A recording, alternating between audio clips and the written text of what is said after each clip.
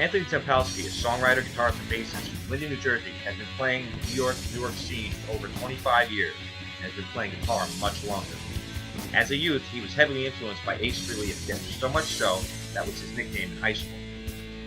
A veteran of the Air Force and X-ray tech by trade, no one would argue his God-given trade was to rip up and down the crowd. Well known on the scene for his blistering solos and on-stage theatrics. As inspired by two of his other heavy influences, Jimi Hendrix and Alice Cooper. A free spirit on stage, he is a solid mix of technical playing, freeform jamming, and on-the-fly improvisation. When you're attending an antique show, you never know what's going to come next.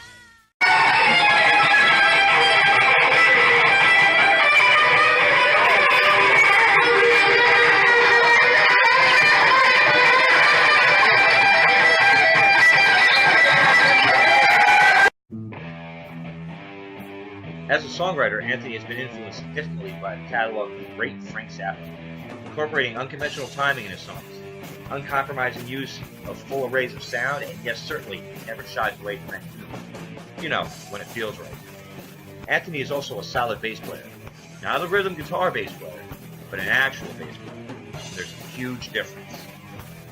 He has been in countless acts in his career, and has led several projects, been in many recordings for those and others. So many, in fact, we are only going to highlight some of his major work and releases. The rest will release with his anthology video later this month. Let me ask you, where is your favorite place to record in Jersey? Oh, definitely JMM. Jerry Studio. And why? He knows what to do with analog. Fuck this Pro Tools bullshit. You have to go analog. And he knows how to do it. It's a warmer sound. It really is. It is. It's a comfortable place, and he lets you experiment. And from what I remember, which I hope to be there again, he really helps you produce the song. He's not just a board guy. He's Oh, absolutely. Yeah. I always ask for his insights in the songs. What can we do here? He came up with the idea of two guitars in Psychosis, playing the solo together. Yep. It's really good sessions over there. All right, now I'm going to get a little more personal. Let's talk about the influence your family's had on your music. You have a close-knit family, and did they have an impact on your music? Was anybody else musical? My dad played guitar. Actually, the first guitar I had was his little baritone ukulele. But he played country and western music, and at the time I did not like it at all. Not my music. I was a rocker, metalhead, stuff like that. I guess that's kind of why I like Creedence so much. That was like the one band that brought me and my dad together. That's something that we both listened to. Both liked, and a lot of the John Fogerty songs they really hit home. Was anybody else musical in your family? Not really.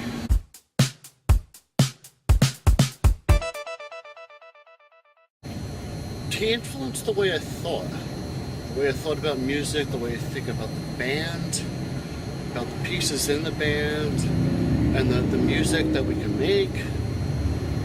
I've always liked pushing members of the band to their utmost limits. Yes, I know that. That's what Frank Zappa brought to the table. Tell me about Precision Shock. The Shock started in '93 with Mark and I. I liked the name Shockwave or Soundwave. He liked the name Precision. So we smushed them together and got Precision Shock. Very nice. When did you start playing? The very beginning of '94 with Eric. Bitter Grace. I mean, I know Bitter Grace had some big egos in it, and you also have a big ego. So why don't you tell me about the band dynamics when you joined a project that was already going? Bitter Grace I was just a hired gun. I was just a guitar player, and that's it. Had no input with the band. And my favorite thing to do, me and Mark, we would get as drunk as we possibly could before each show. That way the show would be more interesting.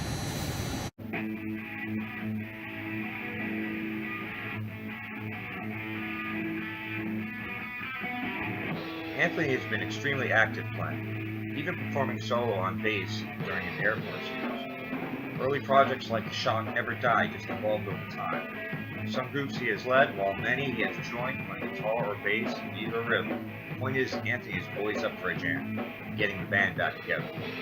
For instance, the symphonic goth metal group Luminous, led by Tara Gray, is reforming this year. Anthony is already on board, returning to his bassist duties.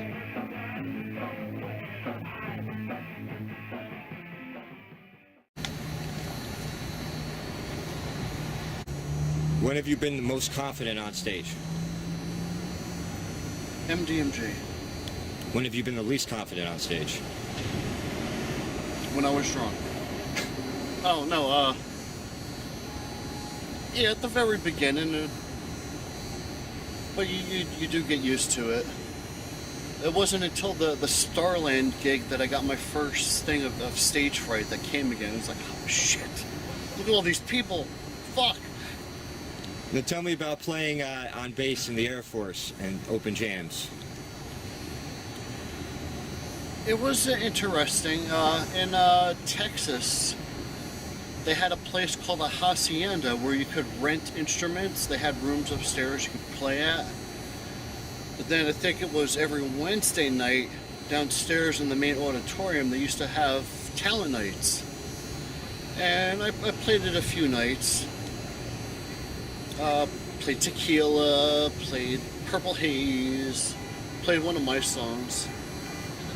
And that was, when I played Purple Haze, it was the best feeling. There was a couple girls at the front of the stage and they were just dancing to it, and that was like the best feeling. I was like, yeah, I know I'm doing in the right direction.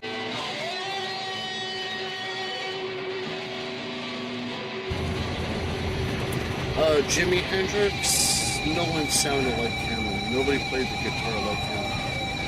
He invented sounds that nobody's heard before. Definite influence on me.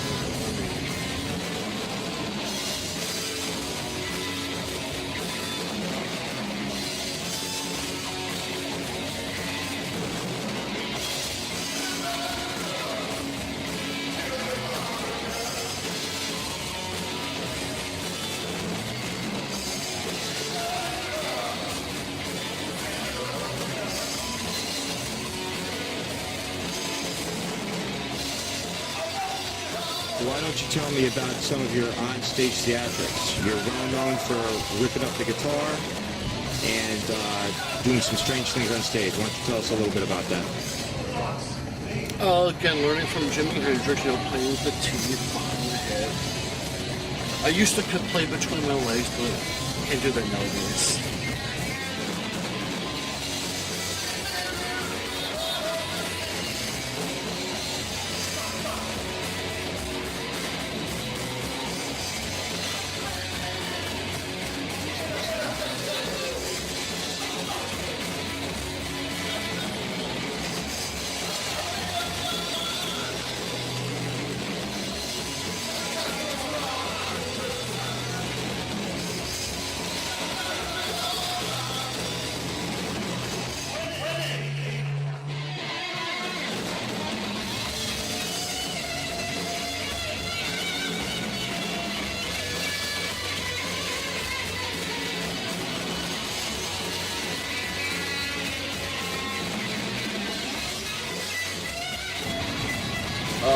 Pretty much listened to Kiss since I was that old. My first Kiss album was at 5 years old. I'm a left-hander, but I saw all the guys in Kiss hold their guitars a certain way, so I learned to play right-handed across the gun. Very nice.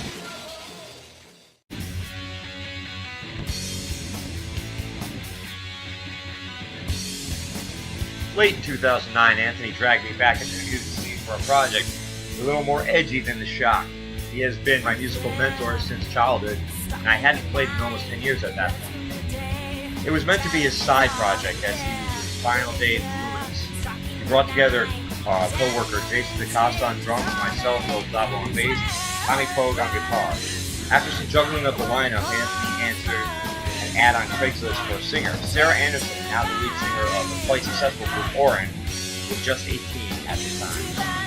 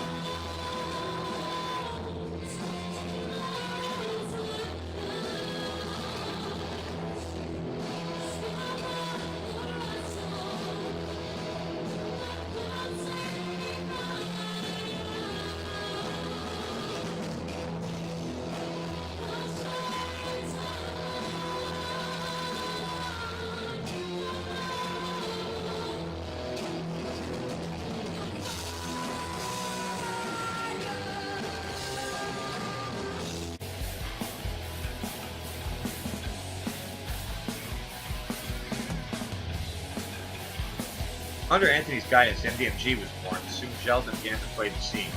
After Jason DaCosta left, he was quickly replaced by Michael Catrino. Then MDMG sat down to record 2 songs in 2012, Round Trip to Heaven, written by Anthony, and the quintessential song, Psychosis, written by Anthony and myself, pieced together from work from a jam session we had done a decade earlier. Turmoil eventually broke up this lineup as Mike was unhappy with the direction, and Sarah had reached a point where she was ready to move on and do her own thing, joining local heavyweights Orin. We wished her well, as we knew that one day she would leave, move on, and shine. Anthony was like a proud big brother, or as he always says, a proud papa. MDMG, we were really lucky to work with Sarah. She was freaking amazing. At first, she almost did not get the gig until she sang Remember Tomorrow. She sang the super soprano style, which, you know, it's a Paul Di'Anno song.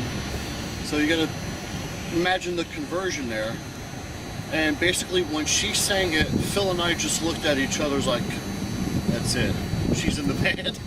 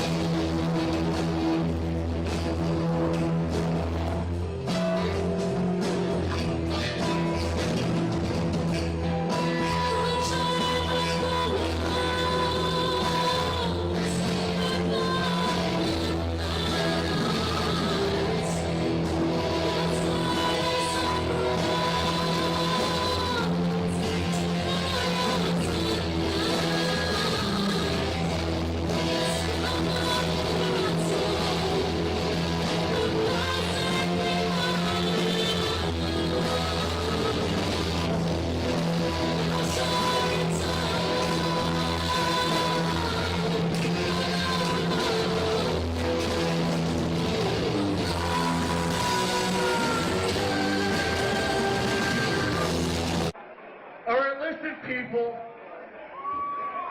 no matter how cold it is out there, you motherfuckers are hot tonight. Here's to you, here's to the night. MDMG didn't stop there. Anthony, the consummate pro, held the group together, gluing it with musicians in and out of the lineup, continuing to play out and to write. Then came the Hoff, the drummer that would bring the project together. We had all played together in our youth, and it was like we had never stopped. With the lineup settled, Anthony was able to focus on bringing in more songs. The quality and tightness gained the three a series of gigs, most notably being a house band of sorts, but now defunct Puff Complex. With Star on the rise, the MGMT needed a front woman to replace Sarah, allowing for Anthony to focus in on the lead.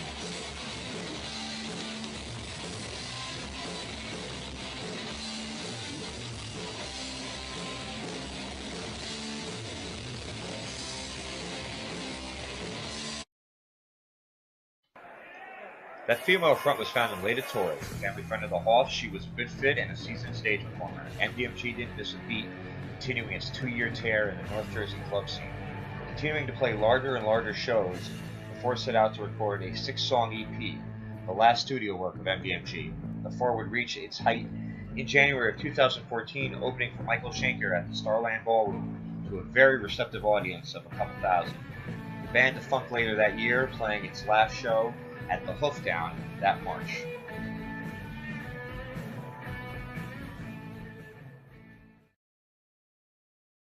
One interesting thing to note about Let's Rock, that was actually written by my buddy Tony when we were in Nighthawk.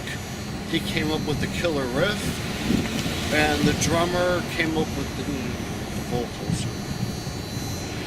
But I give a lot of credit to my buddy Tony. Comes with good stuff. A lot of the stuff that you hear in Nighthawk, it's him coming up with the music. It's good stuff. If you could only play one more song for the rest of your life, okay, you can play it as much as you want, but God comes down to you and says your family will never ever have anything bad to them, unwarranted, okay? Unwarranted. Yeah, so as long as they keep their nose clean, they are safe and they have a good life. But you can only play one more song, and it's the only song you can play for the rest of your life. What song is that? The 30-minute version of Billy the Mountain by Frank Zappa. And why would that be? Because there's a lot of different musical themes in it, and it's guaranteed to piss people off. Your first song. Probably the first real song was Paranoid. Now, you're the first person you basically were my mentor growing up as a musician. And it's funny because the first song you taught me was Paranoid. You were playing D&D with my brother, and you heard me, I had the Paranoid album on, and you came in, jumped on the guitar, and taught me. Have you done that for other guys? In some respects. There was this guy, Frank, I went to high school with. I pretty much threw my bass at him. It was like, here, you're going to learn it, you're going to be my bass player. He did at the time. I remember Frank. Didn't Frank do some crazy music thing with my brother where they were just banging? Oh, yeah, just banging sheet metal and screaming their heads off. Yeah, I love that track.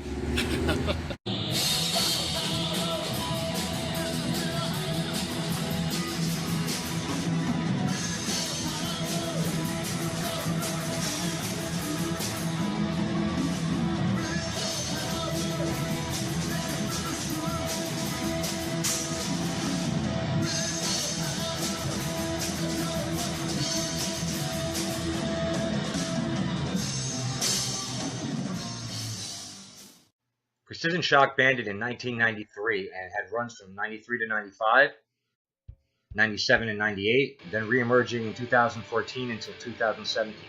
The Shock has been a lifelong on and off project right now. This is his band showcasing much of the music that he had written in his high school years, then later adding material written in 2014. Yet this is far from merely a solo project. Every reincarnation of the Shock, the songs stay the same, the timing stays the same, the sound always evolves, reflecting the lineup Ed puts together. I say this from experience playing bass in one of these lineups in my late teens. That 94 lineup included myself on bass, Eric Starchild on drums, and Ann up front with guitars and vocals. Other members over the years playing bass or drums include Marcus Pan, Frank Mayolino, Dave Sanfraca, Jim Krause, and a random Andy. Could you tell me a little bit about some of the songs and where the inspirations came from? Like Zodiac and, like Day by Day. Wrote tons of songs when I was in high school. My best songs were when I was bored as hell. I'd just sit there and write words. And that's where most of the songs came from in high school. That's Precision Shock. Luckily, when I was in MD&G, I started writing newer songs. At the end of Precision Shock, I had a new inspiration, started writing new songs. It's all good.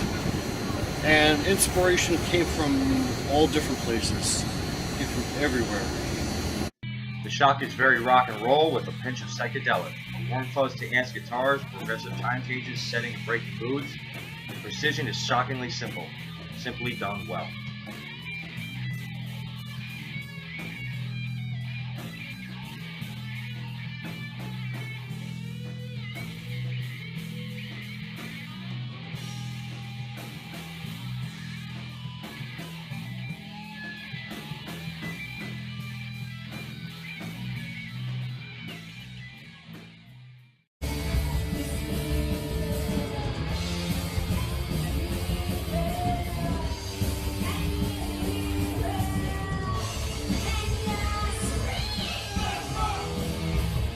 It's been a very special month here on The Pit, getting to showcase a personal friend and longtime collaborator, Anthony Tempalsky, a man through loss and debilitating illness continues to be an inspiration to myself, among others, here on the scene. We hope you enjoyed this glimpse into the man behind the music. We'd like to thank him for allowing us to bring his story to you. We'd also like to thank all of you for joining us this month for our Anthony Tempalsky showcase. Until next time, this is Flip Aside in The Pit. Motherfuckers out there! I can hear ya!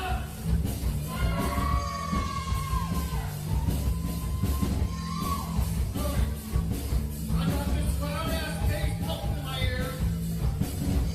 I got this drum set right behind me. I can hear you!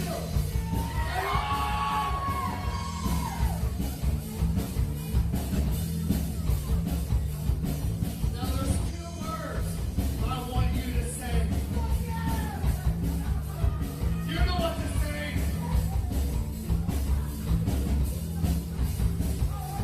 Do you know what to say?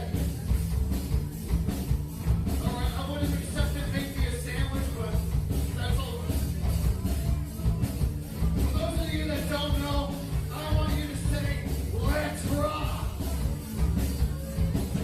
Alright, when I say let's rock, you say let's rock. Let's hear ya. Let's rock. Let's rock. Alright, I can hear you people from the back there. You have to scream twice as loud. Let's go. Let's rock. Let's rock. Let's rock. Let's rock.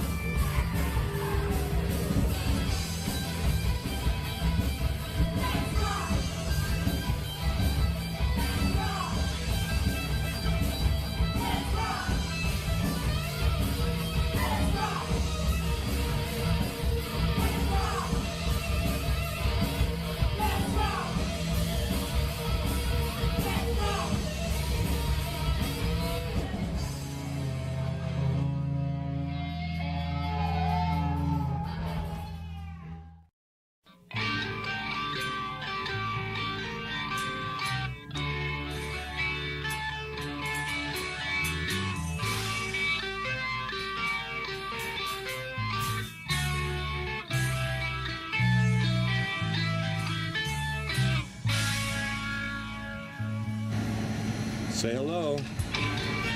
Word.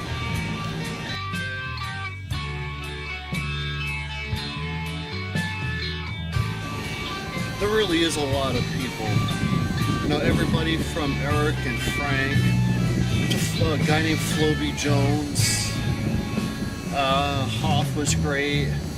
The guys in Morbidia were great to play with. They were a lot of fun. The list is it is really huge.